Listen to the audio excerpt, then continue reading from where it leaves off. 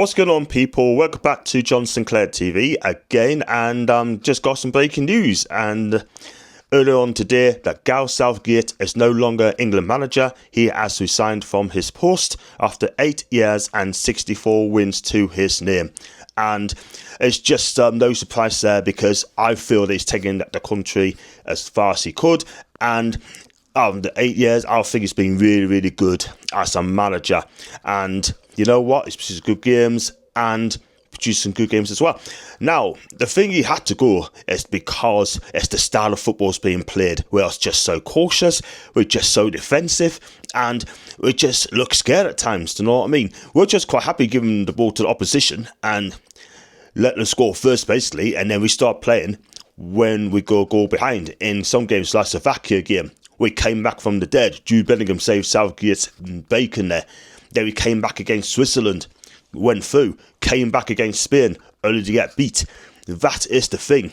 We are not a front foot football under Gareth. That is the thing. And it's a shame, really, because I think he could have done a bit more. And he's got us a quarter-final. He's got us 2 finals of the Euros, yeah, which is fantastic. And he got us to the semis back in 2018 World Cup against Croatia. Eventually, we lost that game. Now, Gareth Southgate, for me, is the knurling man. He just couldn't quite get us over the line. What we want is a winner, which I'm going to come back to it in a bit. But this is what I don't get right. Look at the players we've got, right? We've got fantastic players. We've got fantastic players like Bellingham, is a La Liga champion, a Champions League winner. Harry Kane, top scorer with 40 goals in the Bundesliga. Cole Palmer, the best player in the Premier League, alongside with Phil Foden. The problem is, Gareth just cannot get a tune out of these players, yeah? He seems to pick at his favourites there. There's other players he could have used. Anthony Gordon is one of them he could have used. Jared Bowen he could have used. Esse he could have used a little bit more, yeah? The trouble is, as well, he just picks his favourites, and that is the problem. And this is why a lot of fans are thinking he needs to be removed, he needs to resign. And that's exactly what he's done. I mean, I really want Gaff to win us something, because he's a terrific guy. He speaks well in the media, and is just so spot on. And the way he conducts himself is just first class in my book, yeah? But tactically, on the pitch, it just hasn't really got it properly. And the thing is, right, when we do go a goal behind, he makes his subs too late. He just doesn't go for it. And that is so frustrating. If you look back in the Euros when you played Italy, a goal up, right, and we just decided to defend. We just dropped back, just sat deep, playing a low block. And Italy got that deserved goal. And to be fair, right, on the balance of play, we should have won that game. We should have went for it. It's as simple as that, because Italy were not a good team. And I'm not going to lie. And if you look at it, I mean, you got Spain, right? When we got the equaliser against Spain with Cole Palmer's power driver, it was a cracking goal, by the way. We should have gone for the throat. We should have went for it. And we didn't. We just sat back again and paid the ultimate price. And then this is the thing. We got attacking players there. When he picked the 26-man squad, that squad was an attacking team. But no, guess what? He still was picks his favourites, play defensively. Yeah? Let's go for the players. Phil Foden, he was poor. Yeah? One good game, the rest of it he was poor. Bellingham did okay, I can't lie. Declan Couscous, I'm sorry, but he was poor as well. Very disappointed with that guy. Luke Shaw, when he played, fantastic. Our back four were fantastic. Kyle Walker had a poor game, I can't lie. Jordan Pickford had a wonderful game against Spain. Yeah? That is the thing. And then up front, Harry Kane, he was the biggest disappointment I've ever seen in my life, yeah? He was not fit, he didn't look fit, and if he wasn't fit, why do you pick him, Gareth? That is the thing. You just don't do that. You got other players on the bench you can start it. Ollie Watkins scored a winning goal against Netherlands, yeah? Ivan Toney made a difference when he came on the pitch against Slovakia, yeah? And we've been lucky this season under Gareth. We've been very, very poor. You can't say we were fantastic. Not at all. Because we were poor. But we're not the only nation who was poor. But for me, I think Gareth paid the price. And I think it's the right decision to walk away and let someone else have a go. That is the thing. But what he's done, one thing I will say, England was in a complete and utter mess.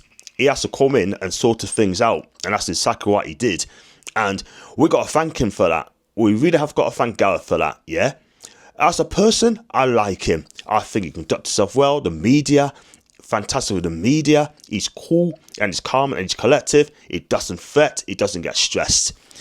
But on his defence, the fans throwing drinks at him, I think is an effing disgrace, yeah? Why do that, yeah? And that's one of the reasons why he left. I reckon because of that as well, because of the fans having a go at him as well for being negative, which I can understand. But to throw drinks at him and hurling abuse, I'm sorry, just don't do that.